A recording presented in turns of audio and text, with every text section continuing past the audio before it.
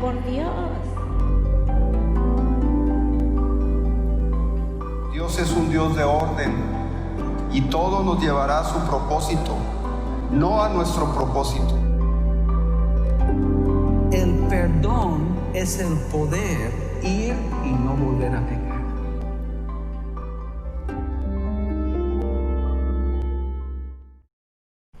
Bendiciones a todos, Shabbat Shalom, buenos días. Antes que nada, entreguemos este tiempo al Señor para que sea Él, a través de su perfecta palabra y su perfecta voluntad, quien comparta con nosotros la enseñanza de hoy, que no esté mediado ni por ideas ni por pensamiento de persona. Entonces, inclinemos nuestro rostro, por favor. Bendito eres, Señor, alabado y glorificado es tu nombre, creador del cielo y de la tierra. Bendito Yahweh, Señor, te pedimos que en este momento seas tú, a través de esta sierva, Señor, hablando tu palabra perfecta. Por favor, Señor, apaga, quita, elimina, Señor, cualquier idea, cualquier interpretación humana que no esté acorde a lo que tú estableces, Señor, que no sea tu palabra, que no sea lo que tú estás diciendo y que solo se exprese exclusivamente, Señor, tu voluntad para primeramente con quien la escucha y también para con quien la dice, Señor, para ponerla en práctica, en obra, Señor, para que sea nuestra fe consciente, verdadera y no solo palabrería que se lleve el viento. A ti, Señor, ponemos este tiempo, ponemos la mente y el corazón de cada una de las personas que estamos aquí, para que tú, Señor, a través de tu perfecta voluntad, de tu bendita Torah, nos reveles a todos y cada uno, Señor, cuál es nuestro propósito y la encomienda, Señor, que tú has depositado en cada uno de nosotros a realizar. A ti sea toda la honra, toda la gloria y toda la adoración, en el nombre que es sobre todo nombre, Señor, en el nombre de Yeshua, el Cristo, Señor. Amén. Bueno, buenos días. El día de hoy vamos a tratar un tema interesante. Ya terminamos todo lo que eran las festividades de primavera, que fue Pascua o Pesaj, panes sin levadura, primicias y Shavuot. Todas estas fiestas tienen un significado importante porque en su momento, dentro del ciclo, en el cumplimiento que tienen, nos mostraban esta primera venida del Señor, cómo iba a venir el Señor, cómo iba a manifestarse entre sus iguales.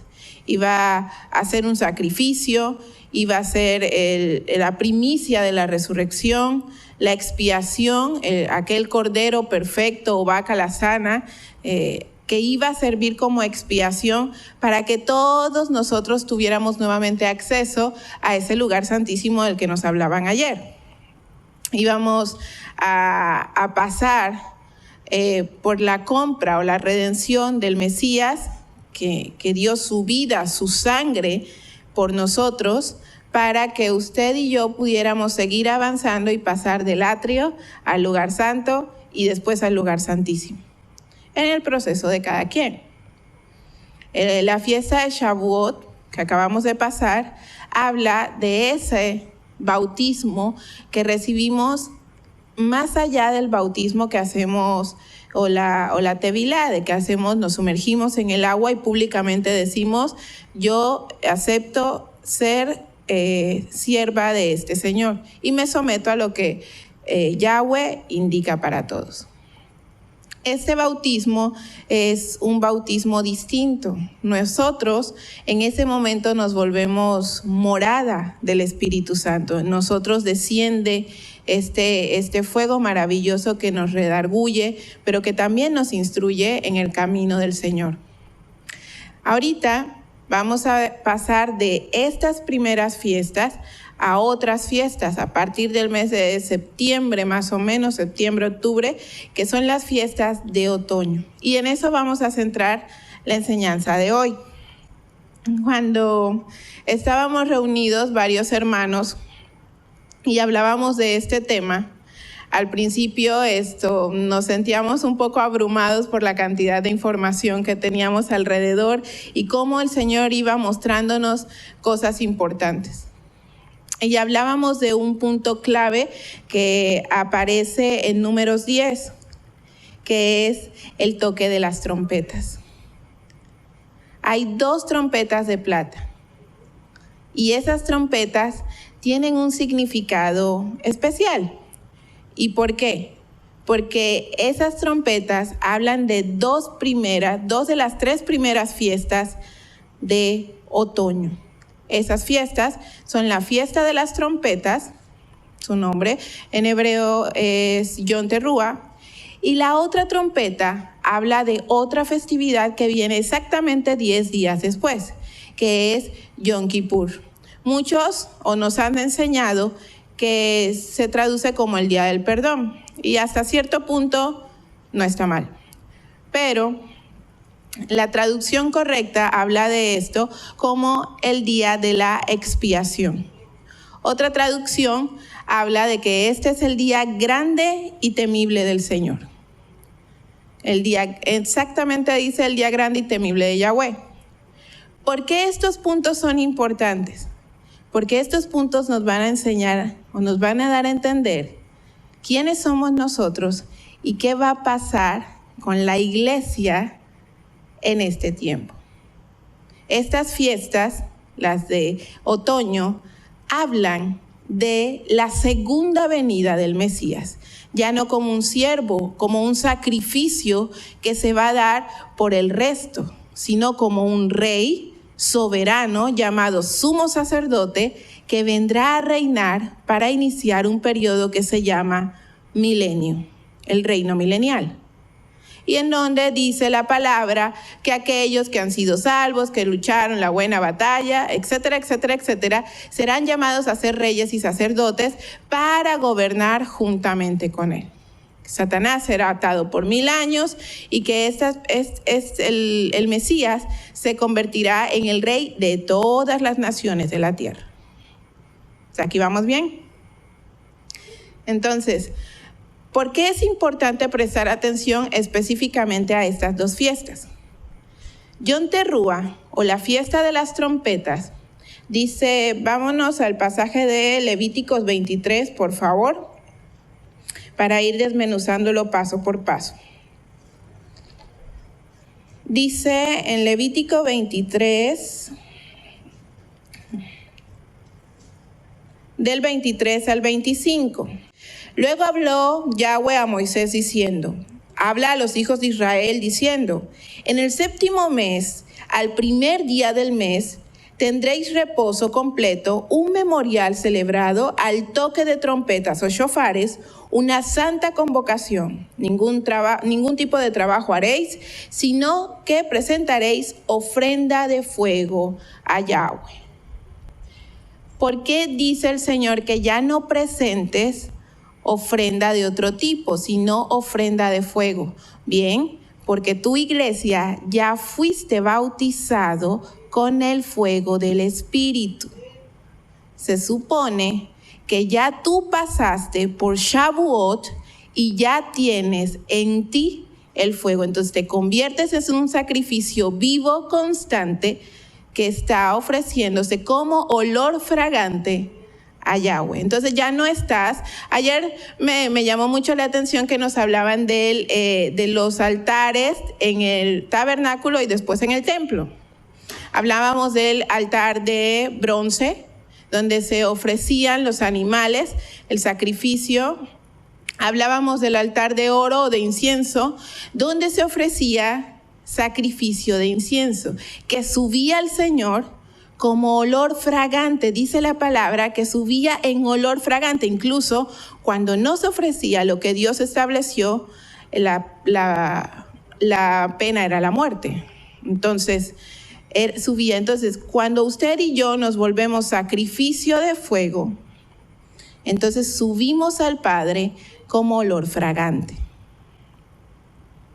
Entonces ya no se sacrifica como una vaca, como un cordero, ya usted ya se entregó. Se supone que ya murió a su naturaleza pecaminosa, humana, que a su hombre adámico, como nos han enseñado, y ya pasó al lugar santo.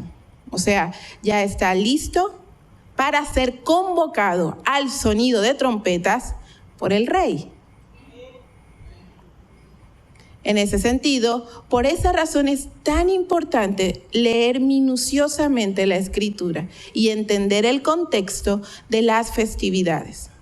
Las festividades no son solo para celebrarlas en la algarabía propia de la fiesta, sino para entender el plan del Señor para toda la humanidad, específicamente para su pueblo.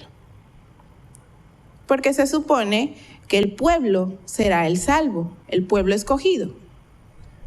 Entonces, dice Levítico que al son de trompetas. A lo largo y ancho de los años, las centurias, los milenios, hemos escuchado la palabra trompetas, pero en la traducción original habla de shofares. ¿Por qué shofares y no la trompeta que usted y yo conocemos? En Antiguo Medio Oriente, específicamente en esta nación de Israel, el shofar se utilizaba para comunicarse porque por la amplitud de onda que producía, el sonido podía extenderse por muchos kilómetros a lo largo, de forma lineal. Entonces utilizaban el sonido del shofar para convocar a toda la asamblea o congregación de Israel, para alarma, para que el pueblo estuviera listo para la batalla y para anunciar, entre otros varios deberes, para anunciar la llegada de un rey. Entonces, ¿por qué? ¿Y cuál es la relación con Yom Kippur? Con la fiesta de expiación o del perdón y con nosotros como iglesia. Pues es muy sencillo. Vámonos para empezar a explicar esto, vamos a regresarnos a Números 10, verso del 2 al 8. Dice: Entonces habló Yahweh a Moisés diciendo: Hazte 2 trompetas de plata, labradas a martillo las harás, y las utilizarás para convocar la asamblea y para hacer poner en marcha los campamentos. Cuando las toquen, toda la asamblea se reunirá ante ti a la entrada de la tienda de reunión. La tienda de reunión era el tabernáculo, lo que después se convirtió en el templo. Mas, si tocan solo una, entonces se reunirán ante ti los líderes y cabezas de los millares de Israel. Y cuando toques alarma, entonces se pondrán en marcha los campamentos de los que están acampando al oriente. Y cuando toques alarma la segunda vez, entonces se pondrán en marcha los campamentos de los que están acampando al sur.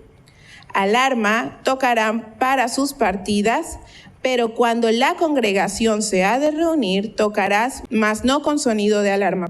Y los hijos de Aarón, los sacerdotes, tocarán las trompetas, y esto será para nosotros estatuto perpetuo por todas vuestras generaciones. Vamos a pasarnos al 3, cuando dice: y cuando las toquen, toda la asamblea se reunirá ante ti a la entrada de la tienda de reunión. Es decir, que todos los que han sido llamados pueblo escogido, sea de la casa de Judá, sea de los demás, porque sabe, usted y yo, judíos no somos, al menos no de nacimiento. Entonces pertenecemos a Israel por injerción, porque somos injertados a través de todas estas naciones, de todas estas 10 tribus que fueron esparcidas en el mundo. Entonces en todos nosotros hay linaje de Israel, de la casa de Israel. Hemos aceptado al Mesías y entonces nos hemos convertido en Israel. Dice, entonces el toque de trompetas es para todos nosotros y estamos siendo convocados a la asamblea, a estar en la tienda de reunión, el tabernáculo y lo que después se convirtió en el templo, porque el orden y la distribución de las cosas no cambió. Ahora, dice también que cuando toques alarma, entonces se pondrán en marcha los campamentos de los que están acampando al oriente. ¿Por qué ellos primero? Porque la puerta de oriente es por la cual entra el rey. Entonces, según lo que enseña la milicia, el campamento de avanzada es el que protege al rey. Entonces, por eso, cuando la trompeta toque primero, su pueblo, su congregación, su campamento de avanzada, será aquel que escuchará el sonido primero. Su novia, las vírgenes sensatas, la quejilá, usted póngale el nombre. Sigue siendo el mismo principio bíblico. Ahora, dice también que luego los del sur. ¿Por qué no los de occidente, los de este y oeste? Porque ellos se quedan resguardando el templo, el altar, porque son los soportes laterales. El Señor dio los primeros pasos para que nosotros los hombres entendiéramos cómo funciona un ejército militar. El campamento del sur, según la estrategia de milicia o las fuerzas del sur, se mueven para replegar ataques. ¿Y sabe qué? Habrá guerra. Y dice ahí que habrá una guerra grande en la cual todas las naciones de la tierra estarán involucradas. Entonces, por esa razón, está descrito de esa manera. Y hasta la fecha, el sonido de las trompetas siguen siendo insignias de códigos de movilidad para los ejércitos hasta nuestros días, con todo y los adelantos tecnológicos. ¿Por qué esto es importante? Porque cuando el pueblo escuche la trompeta, sabe que inicia el último tiempo y que el Cristo, el Mesías, Yeshua HaMashiach, estará en breve aquí. ¿Y sabe por qué? Porque usted, iglesia, nosotros, iglesia, vamos a estar aquí en el tiempo de la prueba. Y eso lo podemos probar en Primera de Tesalonicenses, y vámonos para allá. Dice el apóstol Pablo en Primera de Tesalonicenses, verso 4 del 15 al 18, lo siguiente: por lo cual os decimos esto en virtud de la palabra del Señor, que nosotros que vivimos, que habremos quedado hasta la venida del Señor,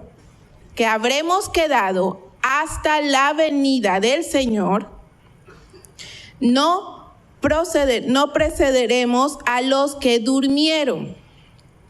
Porque el Señor mismo, con exclamación de mando, con voz de arcángel y voz de trompeta o shofar, descenderá del cielo, y los muertos en Cristo resucitarán primero.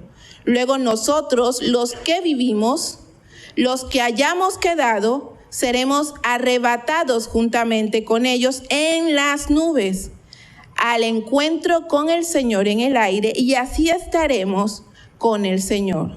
Por tanto, atentos los unos a los otros con estas palabras. La trompeta tiene que sonar primero.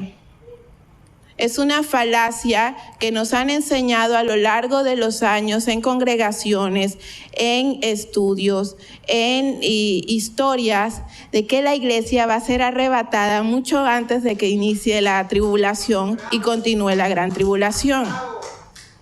Es mentira. Usted y yo estaremos aquí en esos 7 años. ¿Y sabe cuándo vamos a ser arrebatados? Cuando Él llegue en las nubes a ejercer juicio. ¿Y eso sabe cuándo va a pasar? En un día. Y se llama Yom Kippur, que es la fiesta de la expiación, la fiesta del perdón, la fiesta del día grande y temible del Señor. Antes de eso, ni usted ni yo nos vamos a ir de aquí, por muy santo que sea. Entonces, es perturbador, pero es cierto. Y nos vamos a acordar de qué pasó con Noé. En el Génesis, Noé no fue arrebatado ni fue llevado a algún lugar especial durante el tiempo de la prueba, cuando el planeta se estaba ahogando en agua. Noé pasó toda esa tribulación, pero ¿cuál fue la diferencia entre Noé, pueblo de Dios, escogido, y el resto de los humanos y personas y animales y demás que perecieron? Que tenían cobertura del Señor. Exactamente. El arca que Dios ordenó a Moisés crear representa la cobertura de Dios sobre su pueblo. Entonces, usted y yo, como pueblo escogido, estaremos en ese tiempo allí, pasaremos todo eso, porque además necesitamos ser probados. Porque dice que aún los escogidos serán engañados en el milenio, y no va a ser muy diferente tiempo antes. Y no es agradable. Cuando hablaba con mi pastora y maestra sobre el tema, le decía, oiga, pero ¿cómo cree que yo voy a subir a decir cosas semejantes a todo mundo? Y me dice, es que si Dios no lo está mostrando, tenemos que hablar con la verdad de Dios, no con lo que yo tenga. Y entonces, no, ¿a qué le tienes miedo? Porque sabe una cosa, si usted sigue creyendo que no va a pasar nada de eso y que va a salir corriendo entre las nubes y que solo va a ver desde allá abajo todo lo que pasa, cuando llegue el momento va a ser una decepción muy triste. Y peor aún, no va a estar listo. Y entonces tenemos como 20 días hablando de las vírgenes sensatas y las vírgenes insensatas. ¿Y sabe cuál fue el problema de todo el problema de las vírgenes insensatas? Que no estuvieron preparadas, no previnieron la situación. Entonces, la importancia de las fiestas es para entender todas estas cosas. Si usted y yo no estudiamos las fiestas, no las practicamos, no entendemos el significado profético que tienen, probablemente, aunque seamos muy santos, aunque seamos muy hacedores de la palabra, aunque seamos muy trabajadores en el servicio del Señor, probablemente nos pase lo mismo que a las vírgenes insensatas, porque ellas no eran menos santas que las otras, ni eran menos estudiosas, ni menos consagradas. Simplemente no estuvieron listas. Y necesitamos tener ese extra para llenar el depósito si es necesario. Hay 2 sonidos de trompeta. El primero es de alarma. Le voy a pedir a mis compañeros de producción que lo hagan sonar, por favor.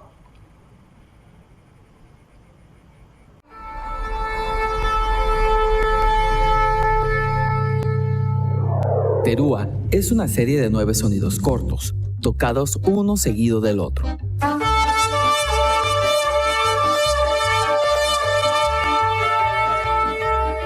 A este toque se le conoce como alerta o alarma, números 10-5.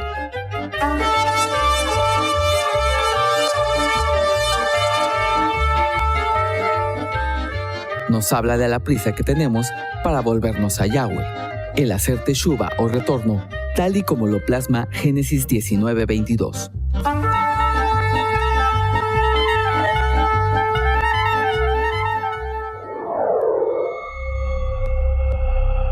Cuando escuchemos ese sonido, el tiempo habrá llegado. Y usted y yo ya no seremos vírgenes insensatas. Usted y yo estaremos listos para entender las señales del Señor. Vámonos a el Evangelio de Lucas, verso 21, por favor. Y vamos a leer la porción del verso 20 al 27, pero nos vamos a centrar después en el verso 26. Dice así: pero cuando veáis a Jerusalén rodeada de ejércitos, sabed entonces que su desolación está cerca. Entonces, los que están en Judea, Huyan a los montes, y los que están en medio de ella, váyanse. A los que están en los campos, no entren en ella. Porque estos son los días de venganza, para que se cumplan todas las cosas que están escritas. Pero más hay de las que están encinta y de las que crían en aquellos días, porque habrá gran aflicción en la tierra e ira sobre este pueblo. Y caerán a filo de espada y serán llevados cautivos a todas las naciones, y Jerusalén será hollada por los gentiles hasta que los tiempos de los gentiles se cumplan. Entonces habrá señales en el sol, en la luna y las estrellas, y en la tierra angustia de las naciones confundidas a causa del bramido del mar y de las olas. Desfalleciendo los hombres por el temor y la expectación de las cosas que sobrevendrá en la tierra habitada, porque las potencias de los cielos serán conmovidas. Entonces verán al Hijo del Hombre viniendo en una nube con poder y gran gloria. En el verso 26 específicamente, y lo leo de nuevo, dice: desfalleciendo los hombres por el temor y la expectación de las cosas que sobrevendrán en la tierra habitada, porque las potencias de los cielos serán conmovidas. Señores, este específicamente se refiere a la gran tribulación. Pero dice que huyan a los montes y que no entren en Jerusalén. Y la tierra habitada no es solo un país, no es solo una calle, no es solo una ciudad, es en todas las partes donde hayan seres humanos viviendo. Entonces, dice allí que es en la gran tribulación, y que antes de eso nosotros entonces tendremos un resguardo, igual que Noé. Nos dice: huyan a los montes. Entonces, no está diciendo el Señor: te voy a arrebatar. En ninguna parte de la Escritura, y pueden hacer el ejercicio de buscarlo, en ninguna parte de la Escritura dice: te voy a arrebatar antes de que inicie la gran tribulación. En ninguno lo dice. Y la pueden buscar en cualquier versión que gusten: Peshitta, Reina Valera, Arameo Español, Hebreo Español, Nueva Versión Internacional, Nueva Versión Viviente. Usted póngale nombre. Si encuentra un verso de la Escritura donde diga que vamos a ser arrebatados antes de la gran tribulación, entonces toda nuestra fe hay que volverla a reevaluar. Porque no hay una sola versión que diga eso.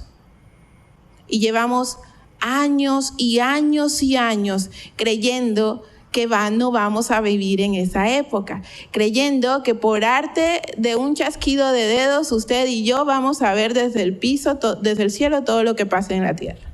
Y no es así. Usted y yo, si está en la voluntad de Dios que sea en este tiempo, ahí vamos a estar.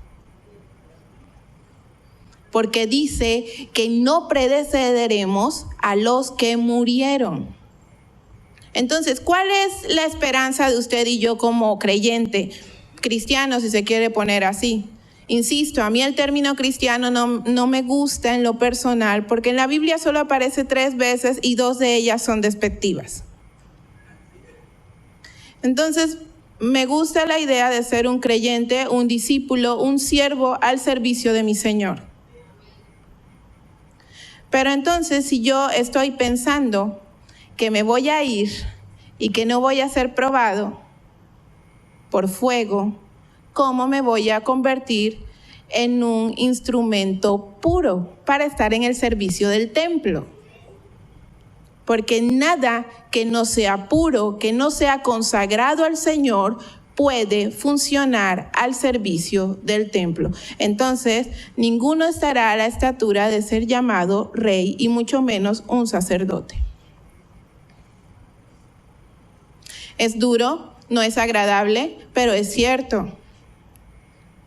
Y durante años nos han enseñado que nosotros no pasaremos nada, y que como ya soy cristiano, soy salvo y mi vida será perfecta y no tendré ningún sufrimiento. Ahora le pregunto a usted, nuevo creyente, creyente antiguo, ¿No ha tenido pruebas? ¿No ha tenido tribulaciones en su vida desde que es cristiano? ¿O ha sido todo? Porque si este es un principio bíblico de que vamos a estar fuera de la tribulación, en la vida práctica se tiene también que aplicar.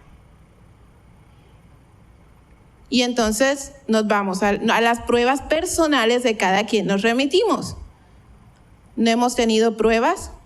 ¿No han habido tribulaciones en nuestra vida desde que aceptamos a Jesús?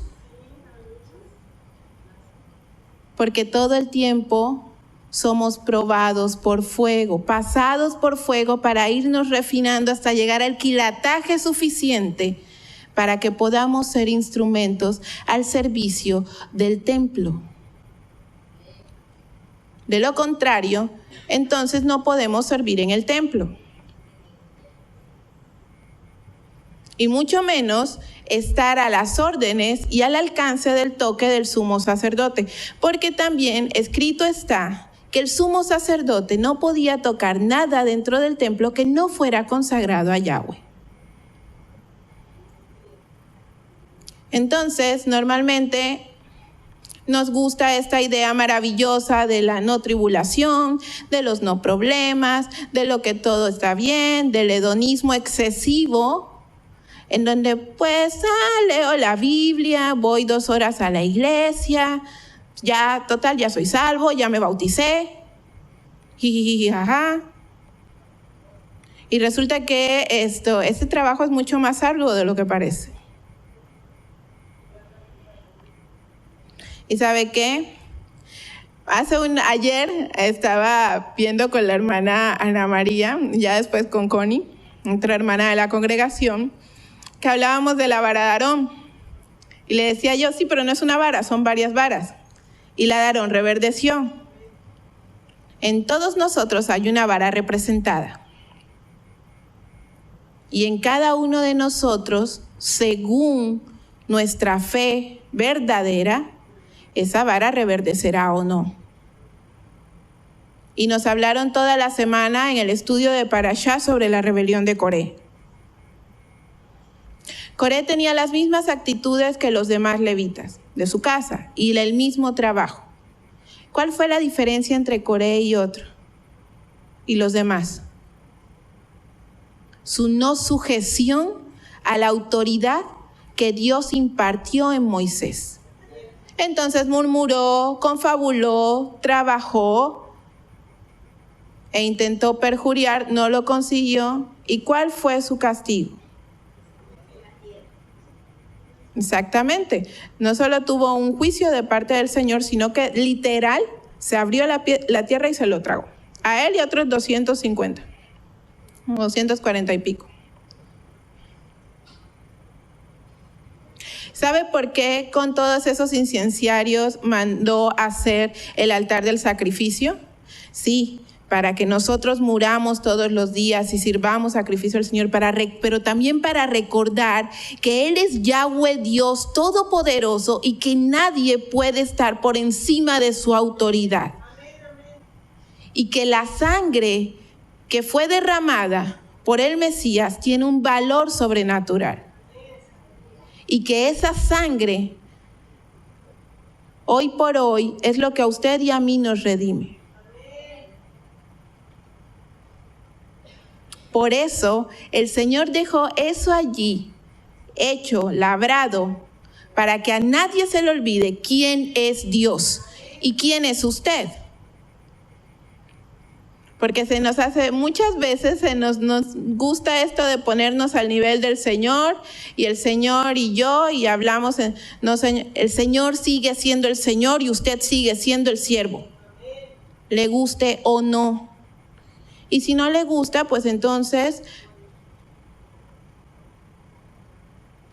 pues viva las consecuencias de eso. Pero lo que escrito está no se altera. ¿Vamos a estar en la gran tribulación? Sí, sí lo vamos a hacer. No estaremos en el día del juicio, porque también lo dice ahí. Eso también es cierto. Pero la gran tribulación la va a pasar toda la tierra habitada. Y usted y yo somos de la tierra habitada. Entonces decíamos, ¿cuál es la esperanza? ¿Mi esperanza es ser arrebatado? Pues si esa es mi esperanza, entonces tengo un montón de trabajo y creo que mucho estrés innecesario. ¿Cuál es mi esperanza como creyente? Exactamente, ser resucitado. Saber que si muero hoy o estoy mañana en ese tiempo, pase lo que pase, el Señor me llevará entre las nubes cuando llegue. Esa es mi verdadera esperanza. No evitar un problema. Mi esperanza es esta, saber que si hoy es el final de mis días y mañana no me voy a levantar, porque en la voluntad de Dios así estuvo, entonces voy a dormirme tranquilo aún así, en paz, en shalom, sabiendo que voy a dormir en el Señor y que cuando llegue el tiempo que menciona ahí Primera de Tesalonicenses 4, yo voy a estar entre todos esos que se van entre las nubes. Y esa es la verdad. Ahora, ¿cómo puedo saber si eso es cierto o no lo es? Dice en Judas 10, del verso 10 al 12. ¿Y por qué saber por qué Coré sufrió lo que sufrió y todos aquellos que estemos en rebeldía? Porque el Señor permite que todo suceda por un tiempo determinado. Pero llegado el tiempo, los juicios se cumplen. Porque Dios sí, es cierto, es grande absolutamente en misericordia. Pero también es un Dios justo. Y lo que usted llama castigo muchas veces son las consecuencias de sus propios actos. Porque usted sabe perfectamente como creyente, como estudioso de la palabra, qué dice el Señor y qué no dice el Señor. A qué le llama bueno, a qué le llama malo, y ya está en su decisión qué hacer o qué no hacer. Entonces dice en Judas 10, del 10 al 12, pero estos maldicen lo que no conocen y en lo que por naturaleza entienden, se corrompen como animales irracionales. Ay de ellos, porque han seguido el camino de Caín y se lanzaron por lucro en el error de Balaam y perecieron en la rebelión de Coré. Estos son escollos ocultos en vuestros ágapes, que comiendo con vosotros sin temor se apacientan a sí mismos. Me llama la atención que dice lo siguiente: nubes sin agua, arrastradas por vientos, árboles otoñales sin fruto, 2 veces muertos y desarraigados. Árboles otoñales. En las fiestas de otoño hay 2 tipos de árboles. Es decir, en la tribulación habrán 2 tipos de árboles. Habrán árboles que dan fruto y árboles que no dan fruto. Habrán corderos y habrán cabritos. Habrá trigo y habrá cizaña. Y tenemos que ser cernidos unos de otros para separarlos, porque vivimos juntos. Entonces, esos que son cabritos, que son árboles sin fruto, que son cizaña, se alimentan de los otros y viven entre nosotros alimentándose de nosotros. Espero yo ser trigo. Entonces usted se sienta, hace una selá, que en español significa autoexamen, un alto en su caminar, y dice: ¿estoy dando fruto? ¿Sí estoy dando fruto o no estoy dando fruto? ¿Soy de esos árboles que da fruto o soy de esos árboles que no da fruto? ¿Qué doy o quién soy? Y puedo por mis propios actos saber en qué estatus estoy. Eso no significa, mientras haya esperanza, es decir, mientras usted y yo estemos vivos, tenemos la oportunidad de pasar de ser un árbol que no da fruto, esa higuera que cortó el Señor, a ser un árbol que da fruto, a convertirnos en corderos, a convertirnos en trigo, porque la vida, su vida, esa es su oportunidad. Mientras usted esté vivo todos los días que Dios le permita estar vivo, usted tiene la oportunidad de convertirse en un árbol que da fruto y en abundancia. Esa es la misericordia de Dios. No eximirlo de pasar lo que escrito está. Porque entonces los que estaríamos aquí arriba estamos diciendo mentiras. Y sabe que no solo mentir es un pecado, sino que también por todo aquello que salga de nuestra boca seremos demandados. Entonces debemos ser no solo congruentes, sino conscientes de lo que decimos. Cuando toque la otra trompeta, anunciando que el rey ha llegado, porque a lo largo y ancho del libro de Revelaciones no hay solo 2 toques de trompetas, hay muchísimos más toques, pero estos 2 toques son claves para entender todo lo que sucederá. Le voy a pedir a mis compañeros que nos hagan de favor de ponernos la explicación del toque que anuncia la llegada del rey.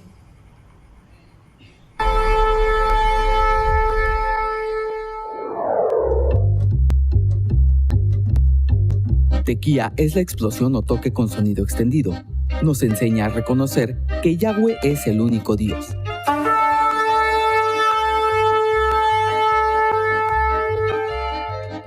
Su poder, autoridad y santidad quedan plasmados en este sonido. Es una forma de declarar que Él es santo, todopoderoso y temible, por lo que su nombre inspira reverencia. Por medio de este toque, Yahweh convoca al pueblo y anuncia la movilización del campamento.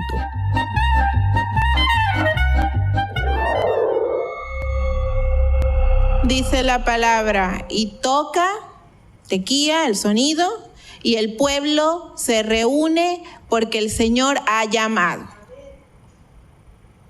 Dios, el Rey, el Mesías vestido en gloria y majestad, tocará la trompeta para que usted y yo estemos ahí reunidos.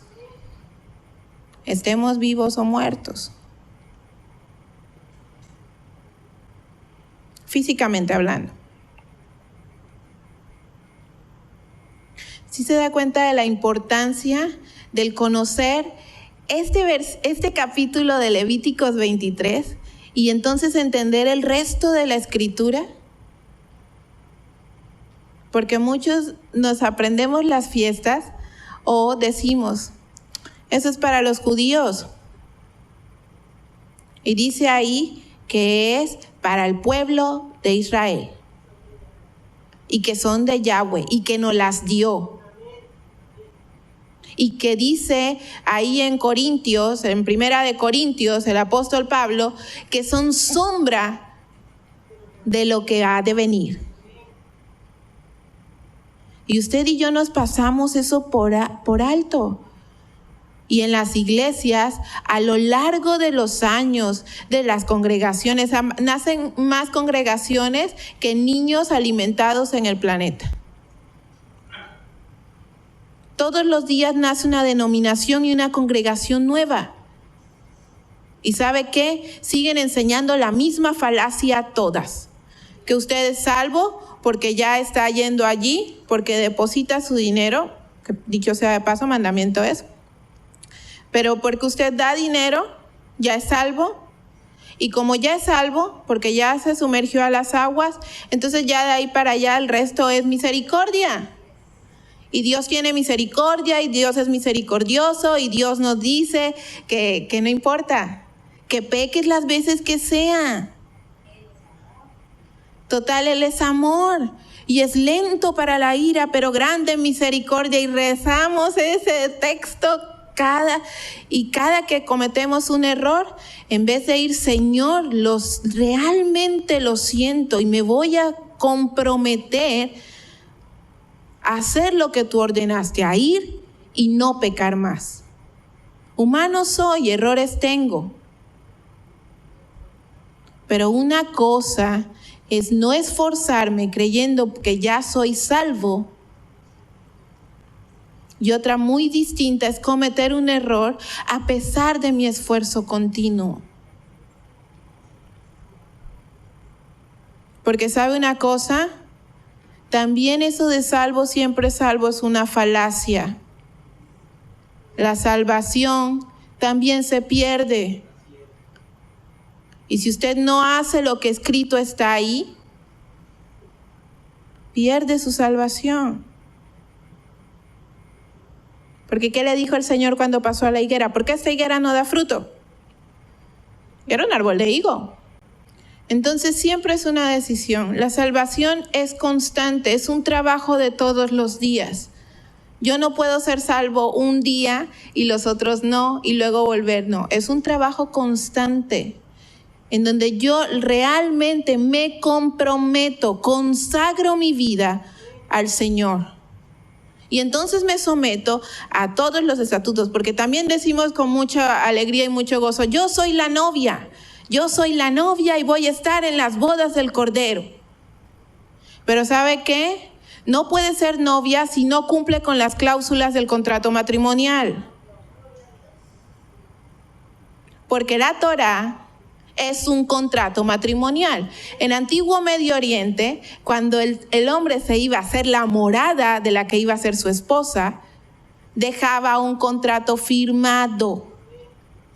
Y la esposa, que estaba esperando en la ventanita, ataviada todos los días para ver a qué horas llegaba el tipo, estaba al pendiente de que ese contrato se había firmado. Y entonces por eso estaba segura de que él iba a volver por ella. Pero a su vez, ella debía estar preparada porque esas eran sus cláusulas del contrato. La Torá, que usted y yo estudiamos, que decimos amar y toda la escritura, no es más que un contrato matrimonial entre Yahweh, entre Yeshua y nosotros, la novia. Muchos nos ponemos excusas, no lo voy a hacer. No, es que eso no, eso ya lo abolió el Señor, eso ya no aplica. ¿Qué me va a pasar si hago esto una sola vez? ¿Para qué lo voy a hacer? Eso es para los judíos. Y sí, usted no tiene que hacer los 613 mandamientos, porque hay mandamientos para jóvenes, hay mandamientos para hombres casados, hay mandamientos para mujeres, hay mandamientos para mujeres jóvenes, solteras, mujeres jóvenes casadas, mujeres que son madres, para los hijos, para los padres. Ciertamente no todos aplican para todas las personas en todas las etapas de la vida, pero de que están y los tenemos que respetar, y respetar significa obedecer, están.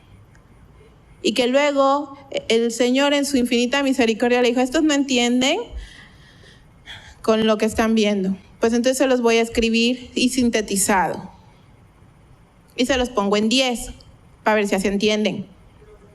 Y entonces resulta que llega el Mesías y dice, no, pues ni sintetizados, ni en tablas, ni en nada, lo siguen y se lo siguen llevando por donde quieran. Y entonces se los dejo en 2, para ver si así lo pueden conceptualizar y entender. Y dice, todo aquel que ama a Dios sobre todas las cosas y guarda sus mandamientos, es llamado hijo de Dios. No lo dice el Antiguo Testamento, lo dice el Mesías. Si nos vamos a estas denominaciones donde dicen que el Antiguo Testamento ya perdió validez, pues no lo están diciendo los profetas, tampoco lo está diciendo el Mesías. ¿Y cuáles son los mandamientos? Si el Mesías era un hombre judío. Y entonces, por esa razón, como todos seguimos en ese trabajo, el Señor nos permite pasar por pruebas. Y la tribulación y la gran tribulación son pruebas finales. Son nuestro examen de tesis. O cuando usted llega a una empresa, no le dan un contrato chiquito para empezar, porque lo están probando, ¿no? A ver si funciona, si sabe lo que dijo que sabía hacer, si puede desempeñarse bien con sus compañeros, trabajar en comunidad, ¿o no? Antes entonces darle un contrato de planta que usted firma, donde tiene entonces la tranquilidad de que es un contrato de planta, pero antes de llegar a la recompensa, tiene que pasar por un periodo de prueba. En la vida del creyente es exactamente igual. No hay un solo principio bíblico que no se aplique a la vida cotidiana. Y se nos ha olvidado que las leyes de jurisprudencia, que las leyes sanitarias, que el conocimiento de la matemática, la medición, la medicina, sale de ahí. Y si no me cree, échele una buena leída al libro completo de Levíticos. Porque no es a priori ni porque se lo inventa el Señor. Tiene una razón del porqué. Entonces, recapitulando, usted y yo vamos a estar allí en ese tiempo, si es la voluntad de Dios que estemos allí. Y entonces, cuando el Señor venga y haga el toque de la trompeta, estaremos listos y sabremos que ahí vamos a estar. Pero también sabemos que cuando toquen la otra trompeta, cuando el Rey anuncie que va a venir para establecer su reino, para ejecutar el juicio de ese día grande y temible del Señor, usted y yo, ahí sí no vamos a estar. Porque hemos sido probados, porque hemos sido pasados por fuego y como oro, hemos sido refinados, listos, perfectos, consagrados para el servicio en el templo. Para reinar como rey y sacerdote en ese milenio que el Señor habla. Y entonces, hoy lo invito a que si no cree nada de lo que se ha expuesto el día de hoy, agarre su Biblia y póngase a estudiar. No necesita hablar hebreo para poder hacer lo que aquí dice. Tampoco necesita hablar hebreo para tener revelación del Señor y entender esto. Lo que necesita es un corazón dispuesto, una mente abierta y la disposición para estudiar la palabra del Señor. Porque si está esperando que el Señor solo le hable, eso nunca va a pasar. El Señor, antes de hablarnos, primero nos manda a escuchar su palabra a través de la Escritura. Dios no habla si no está confirmado en la Escritura. Dice la palabra que cuando alguien recibe profecía, si eso no está confirmado, entonces el tal ha dicho mentira. Entonces, lo que usted puede escuchar escrito debe estar ahí y aplicándose en su vida.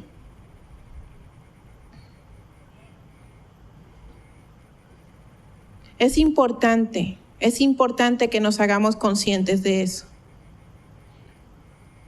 Si hoy algo de lo que haya escuchado no le pareció real o en su corazón no hay, váyase a la Escritura, haga como esos de Berea, que decían, espérame, déjame ver si eso está escrito aquí, entonces sí te voy a creer.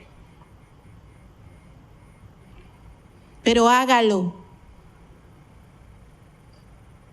para que entonces tenga plena conciencia de lo que significa ser un verdadero hijo de Dios.